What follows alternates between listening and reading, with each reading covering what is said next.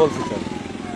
Sir sir sir আমরা এটা নির্বাচন কমিশনকে জানাতে স্যার স্যার আসসালামু ভিডিও আলাইকুম করো, স্যার। আমাদের গাড়িতে আটকেছে, তোমরা ভিডিও করো, এটা ভিডিও করো যে আমাদের গাড়িটা এখানে স্যার যাচ্ছে সরি না। স্যার, এখানে ক্যান্টনমেন্টে ভিডিও করা যাবে না কেন স্যার। আপনারা তো ভিডিও করছেন কেন? আমরা তো কেন এই অধিকার আছে জিনিসটা স্যার। কেন আপনার করবেন? এটা- আমরা আপনার দেশটাকে এটা- আপনার দেশটাকে আপনার যে কোনো- পরিকল্পিতভাবে কেন ধ্বংসের দিকে নিয়ে যাচ্ছেন বাবা? স্যার, বুঝতে অনেক পারছি মানুষ স্যার, রক্ত আমি দিয়েছে, আপনার কথা বুঝতে অনেক পারছি স্যার। মানুষ রক্ত দিয়েছে, আপনারা আর রক্ত নিয়েন না আল্লাহর রাস্তে। দেশটাকে সেনা প্রধান অত্যন্ত ঐতিহাসিকভাবে দেশটাকে এভাবে রক্ষা স্যার করছে। আমি তো আপনাকে আপনারা যাইতে নিষেধ করি না স্যার। হ্যাঁ, আমি তো আপনাকে বলছি আপনি যান স্যার, কিন্তু আমাদের ক্যান্টনমেন্টে গান নিয়ে অস্ত্র নিয়ে ঢুকা নিষেধ। এটা স্যার, তাই এটা আমরা আপনাকে জানবেন কেন দিচ্ছি?